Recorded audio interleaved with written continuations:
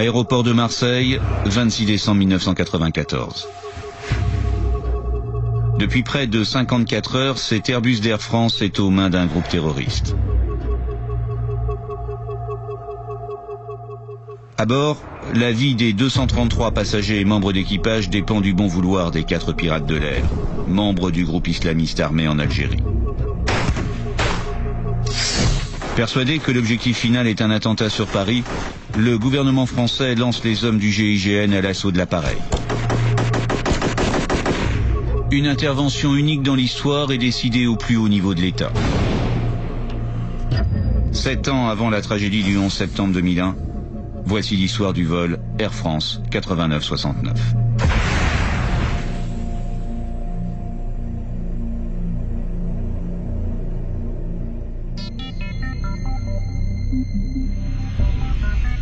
Nous sommes le matin du réveillon, le 24 décembre 1994.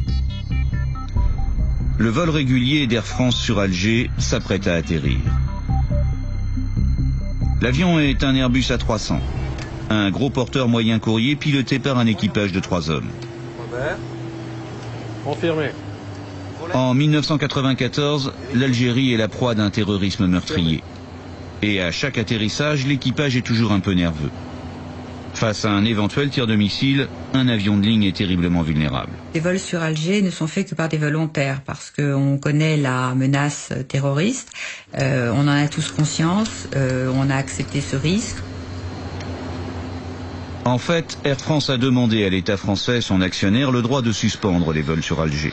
Une demande restée sans réponse. 100 pieds, 50 pieds, 20 pieds. Les vols confirmés. Le commandant du vol 89-69 est un pilote chevronné. Il s'appelle Bernard Delem et a accepté pour la première fois de témoigner face à une caméra. Par crainte de représailles, il a souhaité parler à visage caché. Disons, il y avait des mesures de sûreté, comme sur tous les vols, avec quelques-unes en plus, puisque c'était Alger, mais moi, à mon niveau, j'avais aucune appréhension de faire en Alger. Je peux, même 10 ans après, je peux revendiquer, j'aimais bien de faire en Alger.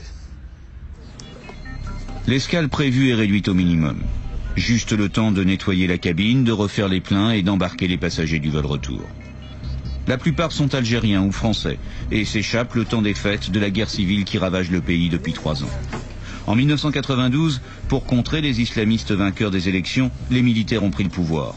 Dès lors, l'Algérie a sombré dans le terrorisme aveugle et la barbarie quotidienne. Comme tous les ans, j'avais décidé de venir passer les fêtes en France. Et j'avais un cousin avec moi. J'étais chef de cabine à Air Algérie et je ne pouvais pas prendre notre vol qu'Air Algérie normalement. Et arrivé à l'aéroport, il n'y avait plus de place, l'avion était complet. Entre-temps, un agent d'escale d'Air France m'a proposé de prendre le vol sur Air France. Ça m'a arrangé. J'étais sûre de partir au moins. L'embarquement est presque terminé. Quand, soudain, 4 hommes armés se présentent à la porte avant de l'avion. Allez en arrière. Dans un premier temps, l'équipage ne s'inquiète pas. Police, on ne bouge pas. Face à ce contrôle, inhabituel et inopiné, le commandant propose son aide. Très bien. Donc tu restes ici, on s'en occupe. Ce serait bien que je fasse une annonce en cabine. D'accord. Allez-y. Mesdames, Messieurs, bonjour. Ici votre commandant de bord. Soyez sans inquiétude, des policiers vont procéder à un contrôle des passeports. Passeport. Je vous demanderai de bien vouloir rester assis à votre place. Dès qu'ils auront terminé, nous pourrons décoller. Merci Passeport, pour votre coopération. Passeport. Quand on les voit venir vers nous, ils sont armés et ça, c'est tout à fait exceptionnel. Passeport. Les minutes s'écoulent. Le vol prend du retard et les autorités algériennes commencent à suspecter quelque chose. Et elles envoient des ninjas, les forces spéciales, inspecter les abords de l'avion. J'ai regardé par le hublot et je voyais ce qu'on appelle les ninjas. J'ai regardé, je me disais, mais c'est pas possible, mais pourquoi il y en a autant? Tarout! En arabe, Tarout, c'est des impies. Et lorsqu'il a dit ça, on a compris que c'était des terroristes. Yallah, en arrière! Va t'asseoir! Vous aussi! Éteignez la voix du Satan! Allez! En arrière, asseyez-vous! Personne bouge! Nous ne sommes pas des policiers. Nous sommes des moujahidines. En une seconde, le masque est tombé. Les hommes sont en fait des terroristes du GIA, le groupement islamiste armé, un des mouvements les plus violents. Il s'agit bel et bien d'une prise d'otage. Nous y arriverons! Inch'Allah! Bon, quand ça arrive, ça c'est le rocher qui tombe, c'est la chape de plomb, enfin bon, je sais pas à quelle image, c'est ahurissant. Regardez! C'est une bombe très puissante! D'autres aussi puissantes sont prêtes à exploser dans le ciel d'Alger ou d'ailleurs. Nous sommes des moujahidines du peuple. Dieu nous a désignés pour mourir. N'ayez aucune crainte. Dieu nous accueille tous dans son vaste paradis. Le chef est un homme de 25 ans, nommé Yahya.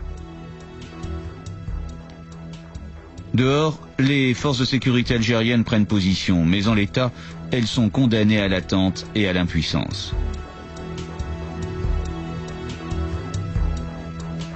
La nouvelle s'ébruite rapidement et les premiers journalistes arrivent sur les lieux. À Paris, les dirigeants d'Air France montent aussitôt une cellule de crise et le gouvernement est immédiatement alerté. J'ai passé bien entendu l'après-midi au téléphone puisqu'il fallait d'abord savoir exactement ce qui se passe, c'était assez confus. Et parce que les autorités algériennes se faisaient fort d'arriver en discutant, régler le problème. Donne-moi ta veste. Vous voulez ma veste? À bord de l'avion, les terroristes cherchent à jouer la confusion. Pour tromper d'éventuels tireurs d'élite, ils endossent les vestes d'uniforme de l'équipage. Et en cabine, Lofti, l'un des terroristes, commence à imposer aux passagères sa rigueur islamiste. Plus vite! Les normes imposées par leur islam à eux ne sont pas respectées, à savoir donc les toilettes, à savoir hommes et femmes assis côte à côte, et surtout, ces dames ne sont pas voilées. Et ça, c'est insupportable pour l'autre fille qui, tout d'un coup, réalisant ça, se met à tempêter. Inacceptable! Levez-vous! Bsara! Lawara! Alors, le caractère de l'autre fille est très particulier. Il est très agité. Si on l'appelle le Maboul, c'est vraiment parce que il est toujours en dents de scie. Il a des crises, il a des accès pratiquement de fureur. Et là, tout d'un coup, c'est insupportable pour lui et il a besoin de couvrir ses femmes. Vous aussi, vous deux. L'avion est maintenant immobilisé depuis plus de 2 heures. Pour Yahya, le moment est venu de faire connaître ses exigences.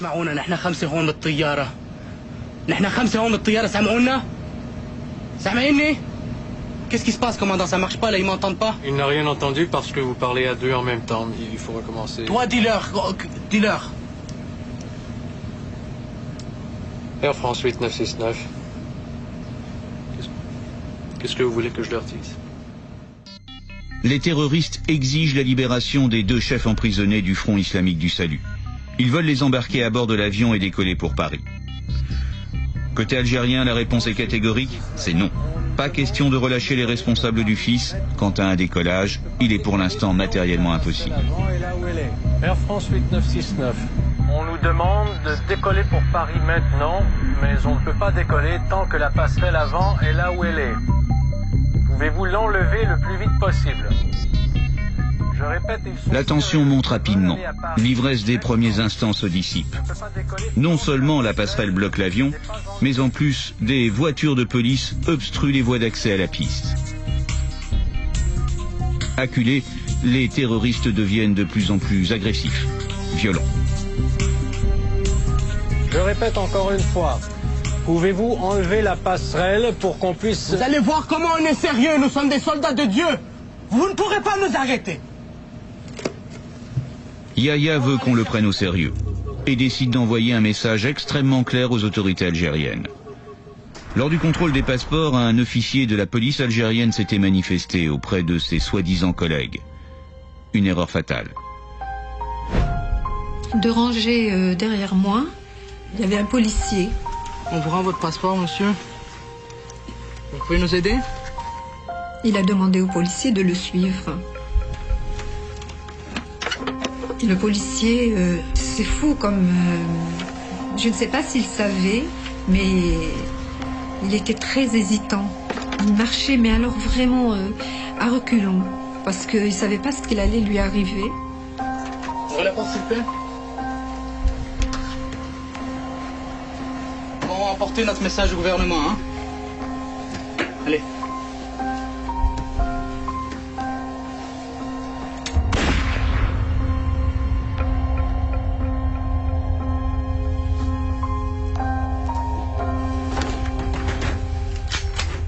Seuls les passagers assis à proximité de la porte comprennent que l'homme vient d'être exécuté. Le premier contact qu'on a eu avec... il y a une hôtesse, ils l'ont laissé venir jusqu'au cockpit. Il nous a demandé si vous avez besoin de quelque chose. Elle se doutait bien. Donc on a dit, on vous boirait bien un verre d'eau, parce qu'on avait un peu de mal à déglutir, vous vous doutez, on avait la gorge assez sèche. Et là, elle nous a glissé, ils ont déjà tué un passager. Alors on est tombé de haut, parce que on s'était rendu compte de rien, on n'avait rien entendu. Mais les passagers ont aussi une autre source d'angoisse. À travers les hublots, ils distinguent une agitation à l'extérieur tout autour de l'avion. La plus grande inquiétude que l'on a tous, c'est que les ninjas, c'est-à-dire l'armée d'élite algérienne, attaquent. C'est très très particulier, ce sentiment de cet œuf fragile mais costaud qu'était l'avion. Il se passe quelque chose à l'intérieur et tout ce qui vient de l'extérieur pourrait rompre cet équilibre et nous fait peur. Une peur partagée par les autorités françaises. Clairement, un assaut des ninjas ne serait pas la bonne solution. Nombre d'entre eux avaient été formés par nous. Nous prenions un risque considérable si nous laissions cet avion sur Alger. Surtout que certains d'entre nous considéraient que si les forces algériennes étaient parfaitement capables de se rendre maîtresses de l'avion, cela se ferait probablement au prix d'un bain de sang. Les négociations sont bloquées, les autorités algériennes ne font aucune concession. Emportés par leur logique meurtrière, les terroristes n'ont guère le choix. Ils vont à nouveau tuer. Lorsque ils viennent chercher le deuxième passager, on se doute que ça va pas bien. Il est vietnamien, c'est un diplomate, il est vraiment l'étranger dans cet avion. Et ce passager qui ne subit pas leur terreur doit quelque part aussi les déranger. Le diplomate vietnamien prend le temps de ramasser ses affaires, persuadé d'être relâché.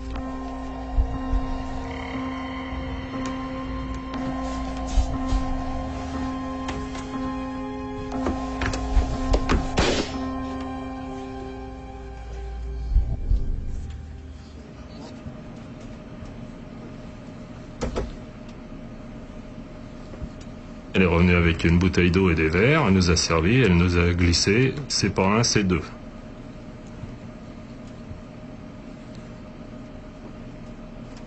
Donc là, on a tout de suite vu qu'on avait vraiment tiré le gros lot, quoi. Les heures s'écoulent. Et au fil du temps, les passagers et l'équipage commencent à deviner la personnalité de chacun des 4 terroristes. Pour simplifier les choses, on a donné des surnoms. Yahya a donné son nom tout de suite, donc c'était clair. Le chef, c'est Yahya. Il ressemble un peu à un étudiant. Il est assez charmeur. Il a l'air très posé, sauf quand il se met en colère. Et là, il pique des colères vraiment très tonitruantes.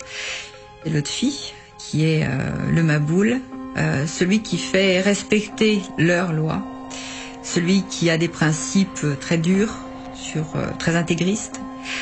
Il a déjà fait de la prison, il a été torturé, il a une haine du gouvernement, il a une haine tout court. C'est quelqu'un qui est vraiment dangereux et qui a un comportement de psychopathe. Le troisième qui n'a pas de nom, nous on l'appelle Bill, il fait un petit peu simplet. On se demande un peu ce qu'il fait là et visiblement lui aussi se demande ce qu'il fait là, quoi. Il est pas, c'est une erreur de casting, quoi. Il fait plus gardien de chèvre que terroriste. Et puis il y a le dernier, c'est le tueur.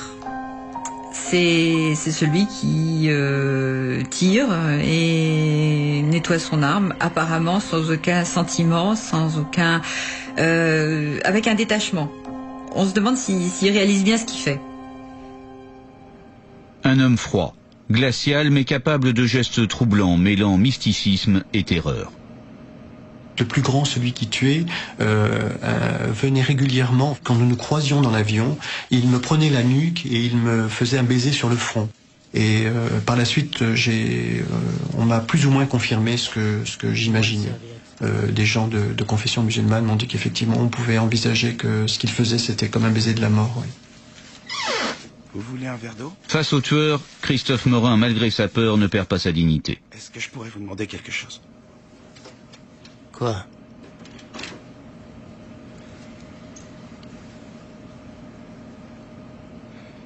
Si vous me tuez, si vous faites ça, je veux que vous me promettiez quelque chose. Je ne veux pas être tué d'une balle dans le dos. Parce que je veux voir votre visage en face de moi quand je mourrai. Mais pourquoi tu as peur ? Pourquoi ? Eh bien, je peux difficilement ne pas avoir peur. Bien sûr que j'ai peur. Mais je préférerais pouvoir contrôler la façon dont je dois mourir. Ça me rassurerait si vous pouviez me promettre que vous ne me prendrez pas par surprise et que vous me tuerez en face. Si on te tue, t'as pas à t'inquiéter. Tu seras un martyr. Tu iras droit au paradis. Je peux vous assurer que ça ne m'a pas rassuré pour autant, c'est évident.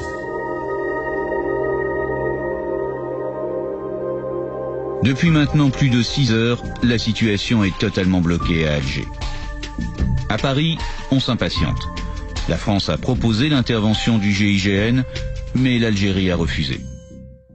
J'ai demandé, de façon extrêmement instante et pressante, aux autorités algériennes de laisser décoller l'avion, car je considérais que c'était un avion français, qui appartenait à la compagnie Air France, qui avait à son bord une majorité d'Algériens, mais plusieurs dizaines de Français, et qu'il appartenait donc à la France de régler le problème. La demande reste sans écho alors que la nuit tombe sur Alger. Un calme angoissant s'installe à bord de l'avion. Les terroristes ont déjà tué à 2 reprises et seul l'épuisement permet aux passagers de dormir quelques heures.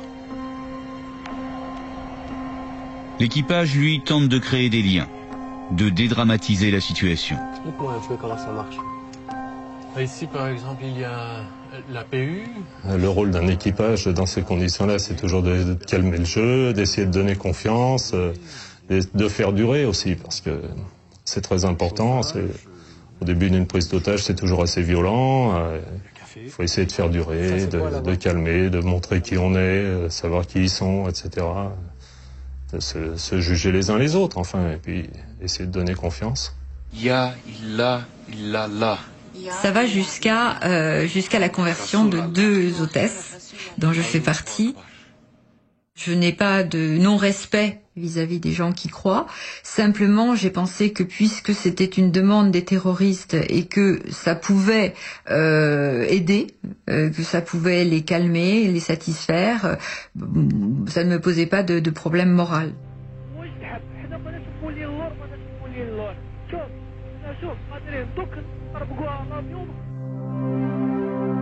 Au cœur de la nuit de Noël, Yahya poursuit ses négociations. Mais le gouvernement algérien ne cède sur rien. La situation est totalement bloquée et l'heure est à l'attente.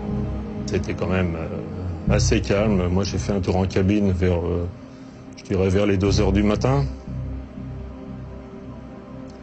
Et il y en avait 2 qui étaient allongés entre les portes 1, entre la porte 1 gauche et la porte 1 droite. Ils s'étaient allongés par terre. Et je disais, tiens, il n'y en a plus qu'un au cockpit et un à l'arrière. Si l'assaut était donné à ce moment-là, ça serait peut-être pas mal. Mais bon, c'est tout, ça s'est arrêté là. Le jour se lève sur le 25 décembre 1994. La prise d'otage dure depuis plus de 20 heures. Et ce matin, c'est Noël.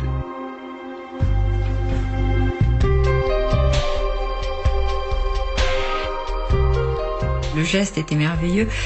Il y en a un qu'on a appelé Papillot, parce qu'il a dit « Vous avez assez travaillé, c'est moi qui vais distribuer l'eau ». Et il a pris des bouteilles d'eau et des verres, il est passé, il a servi les autres passagers. Les passagers ont participé.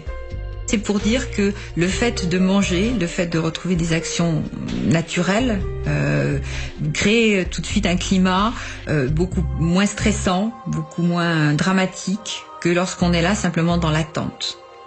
Puisque de toute façon, on ne peut pas se rebeller. On ne peut rien faire. Durant la nuit, la France a envoyé le GIGN sur l'île de Majorque, le plus près possible d'Alger, sans risquer un incident diplomatique pour cause d'ingérence. À l'époque, le colonel Favier commandait le GIGN. Aujourd'hui, des menaces de mort l'empêchent de s'exprimer à visage découvert. La décision qui est prise, c'est d'envoyer donc le GIGN à Majorque et un appareil d'Air France en tout point identique à celui qui est détourné et un équipage particulièrement qualifié qui connaît au plan technique exactement toutes les potentialités de l'aéronef. Durant le vol, le colonel Favier et ses hommes vont se familiariser avec l'avion, au point de connaître les moindres détails de l'Airbus A300. Ils sont prêts à un éventuel assaut. Pendant ce temps, à Alger, les terroristes ont fait preuve de clémence en relâchant 33 otages, des malades ou des femmes avec des enfants. Mais il reste encore 178 personnes à bord, dont une très large majorité d'Algériens.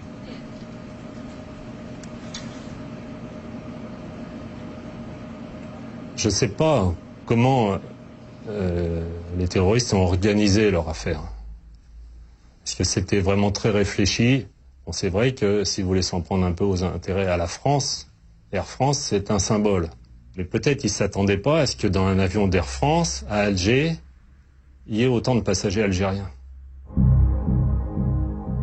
Les terroristes proposent alors de relâcher tous les Algériens, 138 personnes, pour ne conserver en otage que les 40 Français. Contre toute attente, les Algériens à qui ils proposent la liberté refusent de partir. Et tout le monde reste à bord.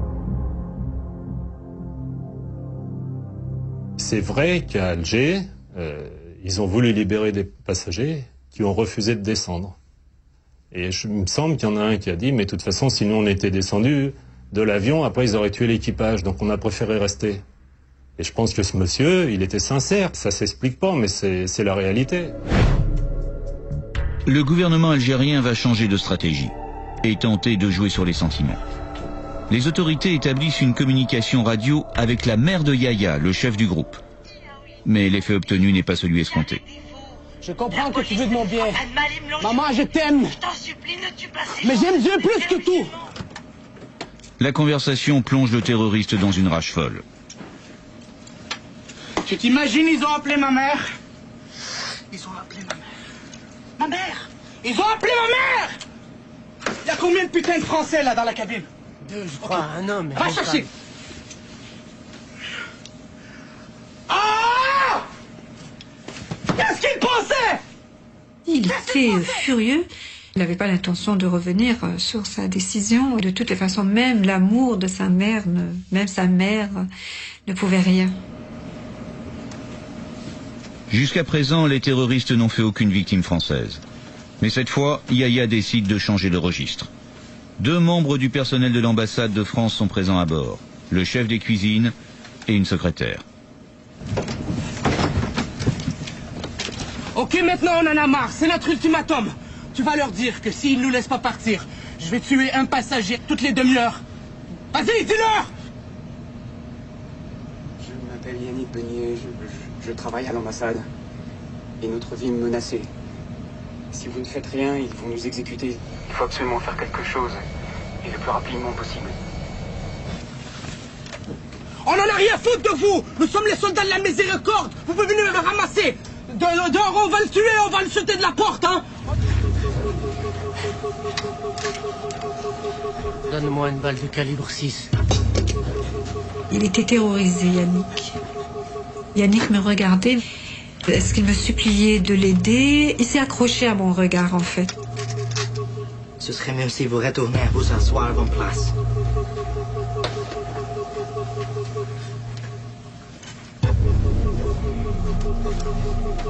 Et puis moi, je me disais, non, c'est pas possible, ça peut pas se passer comme ça, c'est pas possible.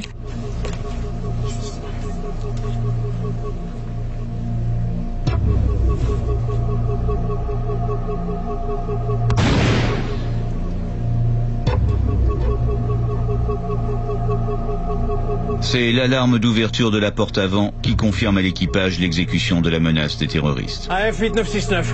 Vous êtes content? Voyez ce qu'on obtient quand on s'obstine?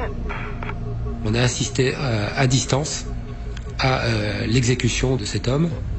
C'est quelque chose qu'on avait vécu avec beaucoup d'émotion à Paris parce que nous étions, nous, branchés sur le réseau entre l'avion et la tour de contrôle. L'assassinat d'un citoyen français fait réagir Paris.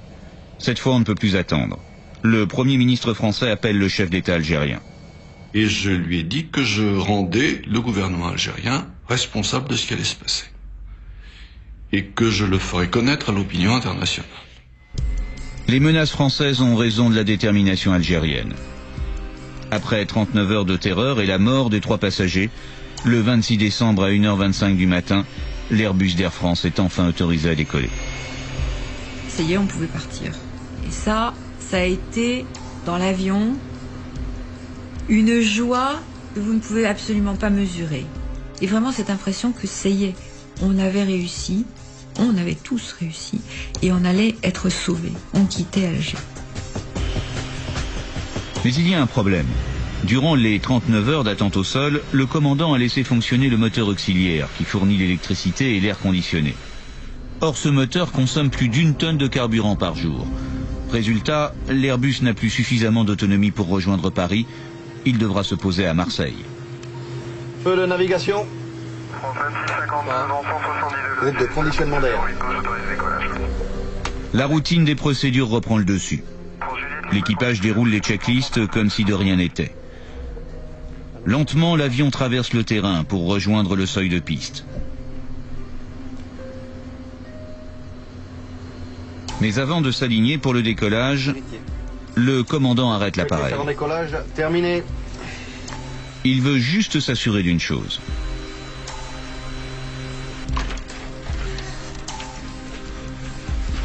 Qu'est-ce qu'il y a? Qu'est-ce qu'il y a?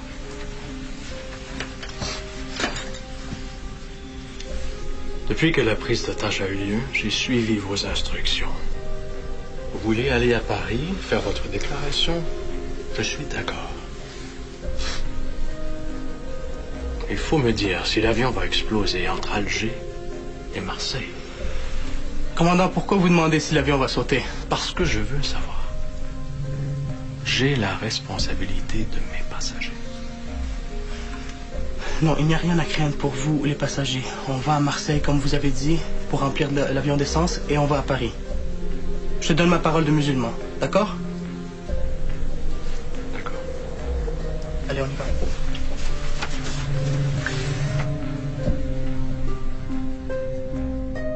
Moi, je les ai crus. Quand il m'a dit que l'avion sauterait pas entre Alger et Marseille, je ne sais pas s'il m'aurait répondu de la même façon. Hein, entre Marseille et Paris, je sais pas. Quand quelqu'un a des explosifs, c'est pas pour mettre sur un gâteau d'anniversaire. Rotation. On a 2 terroristes sanglés au poste de pilotage qui sont comme des gamins. Hein. C'est leur premier vol, c'est la première fois qu'ils prennent l'avion. Excités, joyeux. En plus, ils ont réussi. À 3 heures du matin, le 26 décembre, l'Airbus d'Air France entame son approche sur l'aéroport de Marseille. Au sol, les hommes du GIGN revenus de Majorque sont déjà en position. général, on arrive sur un terrain qui est tenu par l'adversaire. Et là, c'est l'adversaire qui arrive sur un terrain qu'on maîtrise parfaitement. Et ça, c'est un élément clé qui est sans doute pour une part essentielle dans la réussite globale de l'opération. 100 pieds, 50 pieds, 20 pieds. Pour les terroristes, c'est le moment magique. On se pose en France. On va faire du fioul. On va refaire des provisions pour repartir, pour aller à Paris, puisque c'est le but. Nous étions en France avec les gens qui étaient en charge de cette affaire. Donc, quelque part, c'était rassurant, oui. L'aéroport est très sombre. On ne voit rien. Bon, il y a les phares de l'avion. Il y a la petite voiture, le Follow Me, on suit. Et on va pas à l'aérogare. L'avion est délibérément stationné sur une aire isolée. Du côté français, la tension est forte. Le gouvernement a reçu des informations inquiétantes. Pendant que l'avion faisait route vers la France, nous avions une autre information qui nous était parvenue. Selon cette information, les terroristes projetaient d'utiliser l'avion pour commettre un attentat sur Paris. L'information était suffisamment crédible pour comprendre ça très au sérieux. Et la décision a donc été prise de toute façon que quoi qu'il arrive, l'avion ne redécollerait pas de Marseille. Quel que soit le prix à payer, l'avion ne redécollerait pas de Marseille. Dès lors qu'il est arrivé à Marseille, nous avons prépositionné le GIGN que nous avons fait revenir en toute hâte. Nous avions choisi un endroit bien précis pour que l'avion soit mis au parking à cet endroit. Et puis ensuite, nous avons pris un certain nombre de dispositions pour gagner du temps.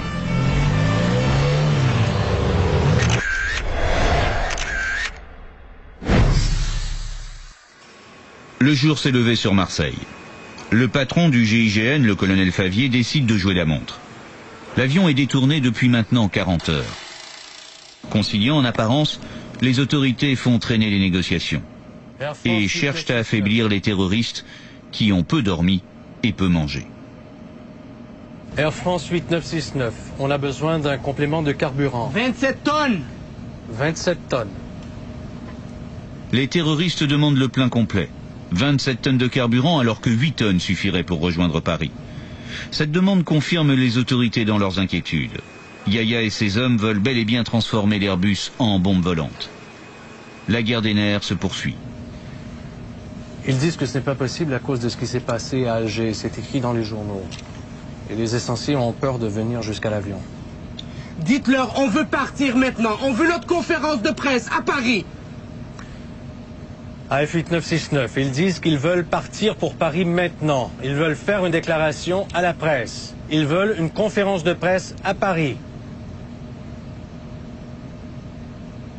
Ils se demandent pourquoi aller à Paris alors que toute la presse internationale est ici.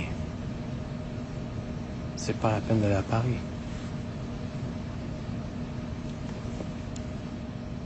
L'argument fait mouche. Yahya hésite, puis finit par céder. Dites-leur, on veut parler à CNN. Ils veulent parler à CNN. Les terroristes acceptent l'idée d'organiser une conférence de presse internationale à bord de l'avion.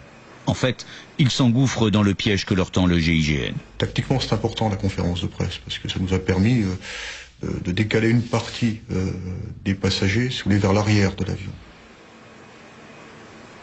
Les autorités françaises fournissent le matériel pour nettoyer l'avion. L'objectif est de libérer tout l'avant de la cabine pour accueillir la presse internationale. En fait, il s'agit surtout de dégager la zone avant de l'avion pour une éventuelle intervention du GIGN. Ils arrivent? Pas encore. L'avion est à Marseille depuis près de 12 heures. Le GIGN essaye de collecter le maximum d'informations sur la situation à bord, mais la tâche est difficile. Les hommes du colonel Favier attendent maintenant la tombée de la nuit pour pouvoir bénéficier de l'obscurité. À bord, l'atmosphère se tend à nouveau. Les terroristes croient toujours à la conférence de presse et commencent à s'impatienter. Air France 8969. Alors tout est prêt ici, vous pouvez faire venir les journalistes. 8969, comment ça ils sont pas prêts? Non. Il y a une heure ils étaient prêts, ensuite vous nous avez dit que vous alliez les chercher. Il doit y avoir des centaines de journalistes dans le coin. C'est le scoop de leur vie de faire une interview pareille. Il trafique quelque chose, on peut pas rester ici. Je vous assure... Commandant, bouge l'avion. Va là où il y a les autres avions. Non, je vous assure que ça va aller. Commandant, va là où il y a les autres avions, bouge de là. Bouge de là tout de suite, commandant. On met en route.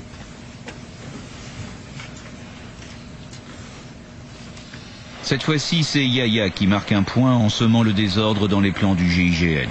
Tactiquement pour nous, c'est une situation qui est très gênante, parce que notre dispositif est bâti autour d'un aéronef stationné sur un point A, et que maintenant il se trouve sur un point B.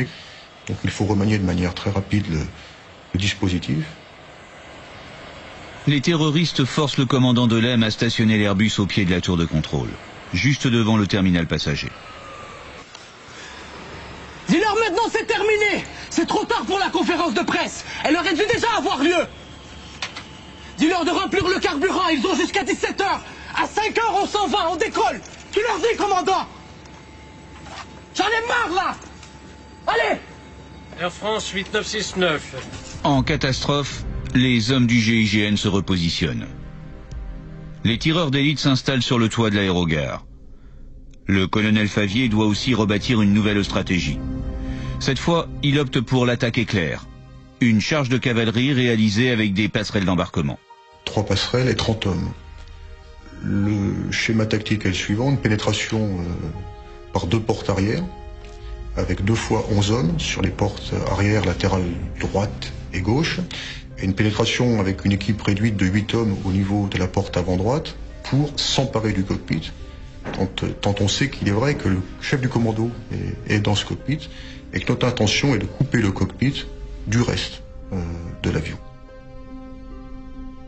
L'ultimatum de 17h expire et aucun camion de carburant n'est à l'horizon. 5h arrive. Et là, c'est le moment où Yahya doit faire quelque chose.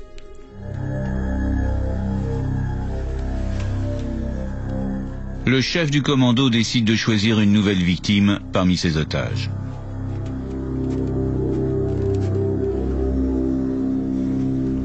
Il choisit un membre d'équipage, le plus jeune, le plus étranger, et qui a fait l'erreur de lui dire qu'il était athée.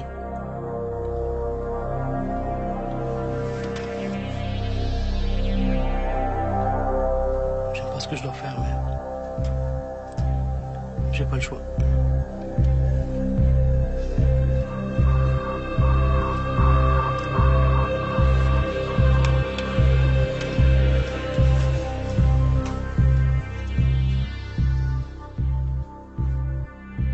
Et je ne sais pas ce qui s'est passé dans la tête de Yahya, on ne saura jamais. Toujours est-il que je ne sais pas s'il renonce, mais en tous les cas, il sursoit cette exécution. Et au lieu de ça, il tire, il fait tirer par Bobby sur ce qu'il y a autour de lui. Les terroristes sentent que la partie est sur le point de se terminer. Mais après, donc, ils ont pris conscience qu'il y avait un public adresse et ils ont commencé à réciter des versets du Coran. Il fallait nous préparer à la mort, que nous allions mourir en martyrs, que Dieu nous attendait. Il y a eu un silence général et c'était la panique. Les terroristes savent que les négociateurs sont dans la tour de contrôle. Et Yahya décide de leur envoyer un message sans ambiguïté. Un des terroristes a ouvert une fenêtre latérale du cockpit et a arrosé la tour de contrôle dans laquelle nous nous trouvions. Donc la glace s'est découpée autour de nous et donc on a été mitraillés littéralement. Depuis qu'on était posé à Marseille, il y avait eu quelques tensions, mais il n'y avait pas eu des menaces comme ça avait l'air de se présenter. On va achever notre mission, commandant. Et il n'y a rien à craindre ni pour toi, ni pour les passagers. Le GIGN a reçu carte blanche du Premier ministre pour intervenir. Le colonel Favier décide que l'heure est venue. Dès lors que les terroristes appliquent des feux avec une arme automatique sur la tour de contrôle, qu'il y a péril à l'intérieur de l'avion, donc il y a engagement offensif. Et cet engagement offensif se fait à partir des escaliers qui sont des escaliers automobiles.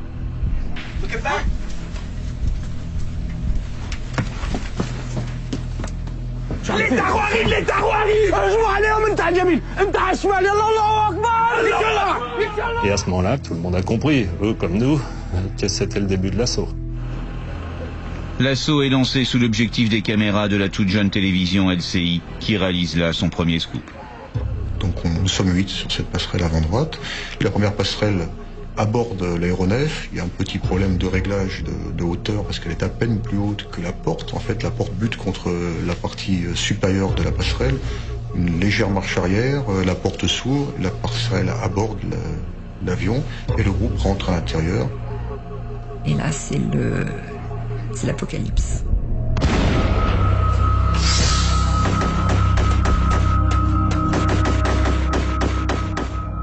Et là, le groupe qui rentre est pris sous un déluge de feu, appliqué par les terroristes qui tirent sur tout ce qui rentre, donc et appliquent des feux extrêmement meurtriers. On ne peut pas douter un instant de la nature des tirs appliqués. Ce sont des tirs à tuer. À l'arrière de l'appareil, 2 autres groupes du GIGN font intrusion. Ne bougez plus. Alors j'entends main sur la tête, ne bougez plus, cachez-vous, enfin mettez-vous le plus bas possible. Moi j'ai souhaité complètement là aussi sortir du contexte dans lequel nous nous trouvons, qui était effectivement extrêmement violent. Donc je me suis mis sous la gabardine que j'avais, de manière à ne plus voir ni les balles traçantes, ni ce qui se passait dans le contexte. Des centaines de balles sont tirées dans la partie avant de la cabine, envahie par les fumigènes. En quelques secondes, c'est l'enfer. J'étais quand même assez mal placé.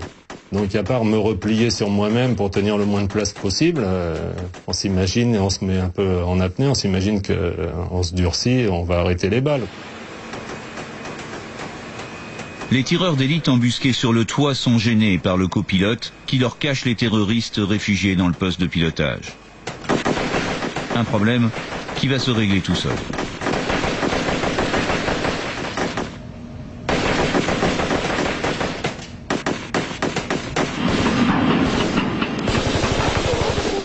Jean-Paul Borderie fait une chute de 6 mètres et se blesse sérieusement. Malgré une fracture à la hanche et une jambe cassée, il réussit pourtant à s'éloigner pour se mettre en sécurité. Pour les tireurs d'élite, le champ de tir est maintenant dégagé.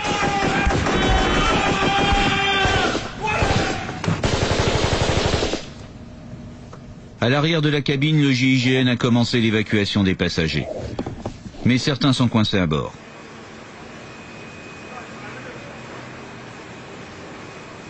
Essayé d'emmener avec moi une dame, une passagère qui était assise à côté de moi, mais étant trop forte, elle ne pouvait pas. Donc on s'est tenu la main. En moins de 6 minutes, la quasi-totalité des passagers est évacuée. Mais à bord, les combats se poursuivent contre le dernier membre du groupe terroriste. On n'est plus que le mécanicien navigant et moi dans le cockpit. Bon, on se regarde, il y a ce gars-là, ils nous regardent l'un après l'autre. C'est trop... les acolytes sont là, ils sont morts ou quasiment. De dépit, ils pouvaient nous tuer l'un et l'autre. Il l'a pas fait. C'est tout ce qu'on peut dire. Moi, je peux rien dire d'autre. Je pense qu'au bout de 54 heures, il y a connaissance et respect, entre guillemets, mutuel entre les terroristes et les otages. Oui, on a forcément des liens qui se sont créés dans le drame. Et je pense qu'ils ont pu être activés, ces liens, et qu'ils ont peut-être contribué pour une part à la préservation de la vie des membres d'équipage. Les images filmées par les caméras de télévision montrent l'intensité de la bataille. Seul contre tous, le dernier terroriste blesse plusieurs policiers. Durant 20 longues minutes, il mène une lutte à mort, jusqu'à la dernière seconde.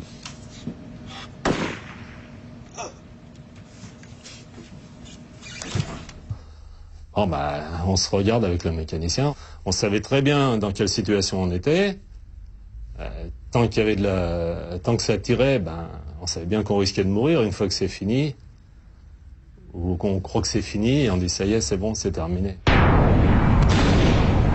Mais ce n'est pas tout à fait terminé. Le GIGN ignore le nombre exact de terroristes. Et il n'est pas certain d'avoir neutralisé tous les membres du commando. Les hommes du colonel Favier avancent prudemment dans l'appareil. Et pour l'instant, toute personne vivante est à leurs yeux un suspect.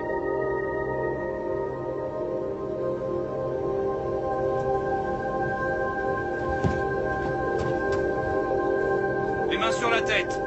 Sortez. Je suis le commandant de bord. Je vais sortir, mais je ne mets pas les mains sur la tête. Jamais je serais sorti du cockpit les mains sur la tête. Après ce que j'avais fait, ce que j'avais subi, il était hors de question qu'on me punisse comme un gamin. Quand on a vu Bernard et Alain sortir de l'avion, on n'y croyait pas. Et alors Alain était en plus menotté, il avait la chemise en sang, il était menotté et il disait « je suis sourd ». Mais nous on lui disait « mais t'es vivant ». Et on a dit « mais c'est notre mécanicien, mais détachez-le ». Enfin c'était incroyable. La bataille rangée a duré plus de 20 minutes, à coups de grenades, de rafales d'armes automatiques et de tirs de précision. Et sur les 177 otages, passagers et membres d'équipage, tous ont survécu. Le commandant de l'EM s'en est sorti avec 2 blessures par balle au coude droit et à la cuisse. L'équipage, lui, avait une responsabilité particulière. Il avait le devoir de sauver les otages et il avait le devoir de sauvegarder l'avion. L'équipage en général et le commandant de bord en particulier, ils ont été tout à fait à la hauteur de la situation. Sur les 30 hommes engagés par le GIGN, 9 ont été blessés, dont un gravement. Quand on a fait le point de nature des blessures des membres du GIGN, et quand j'ai pu constater qu'aucun n'était mortellement touché, quand on a pu mesurer ça, on peut considérer que l'opération est terminée et que globalement, elle se traduit par un succès. Sur les 165 passagers retenus à bord, seuls quelques-uns ont subi des blessures légères. La conduite des passagers était exemplaire. Si on s'en est si bien sorti, c'est parce que les passagers étaient à la hauteur. Sur les chaises blanches qui sont là-bas, vous asseyez sur les chaises blanches. Si on a passé, on les mettra sur les bancs. Je dirais que, on peut pas dire que j'étais serein, bien sûr, pendant toute cette journée. Mais comme je considérais qu'il n'y avait pas une autre décision à prendre que celle que j'avais prise, eh bien, il me restait simplement à souhaiter que les choses se passent bien, et je répète qu'elles se sont exceptionnellement bien passées. Je n'aurais pas rêvé qu'elles se passent aussi bien. Tous les membres du GIGN, ainsi que l'équipage d'Air France, ont reçu la Légion d'honneur des mains du président de la République. Je voyais pendant longtemps les 3 morts que j'avais pas pu sauver. Jusqu'au moment des médailles ou des regards des autres où j'ai réalisé que j'avais sauvé 170 personnes. Et c'est beaucoup plus gratifiant. Et ça permet de faire son deuil. Donc oui, la médaille, je la porte pas parce que mais je suis fière de l'avoir et je considère que nous l'avons méritée. On a fait simplement ce qu'il fallait faire, notre boulot. L'intervention du GIGN est depuis entrée dans les annales comme une des opérations antiterroristes les mieux réussies. Mais pour les rescapés, le vol 89-69 du 24 décembre 1994 les a marqués à tout jamais. Zaïda Kakachi a décidé de quitter définitivement l'Algérie pour s'installer en France. L'hôtesse de l'air, Claude Burnière, a reçu les remerciements d'Air France, mais n'a jamais pu reprendre son métier. De même pour Christophe Morin. Profondément marqué par ce drame, aujourd'hui il travaille pour plusieurs organisations humanitaires. Bernard Delem, lui, a pu poursuivre sa carrière de pilote à Air France et a pris en 2004 sa retraite de commandant de bord. Bien plus tard, un ancien responsable du GIA, Omar Chiki, a confirmé les intentions initiales des terroristes. L'objectif final était bel et bien de réaliser un attentat particulièrement spectaculaire au-dessus de la capitale française. Une catastrophe qui aurait dû faire des milliers de morts. J'étais convaincu du fait que les terroristes voulaient jeter cet avion sur Paris. Ben pour eux, c'était extraordinaire. Disposer d'un avion, le jeter sur la Tour Eiffel ou le jeter sur le palais de l'Élysée, ça aurait été évidemment un exploit extraordinaire. Ce premier essai avait échoué. Malheureusement, la réussite d'un plan aussi audacieux n'était qu'une question de temps. Je partais faire mes petits achats et j'ai croisé une copine qui m'a dit « Un avion s'est crashé sur le World Trade ».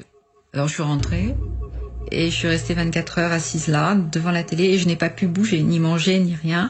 Je crois que toutes les images sont revenues en me disant « Voilà, est-ce que c'était ça qui devait nous arriver ?»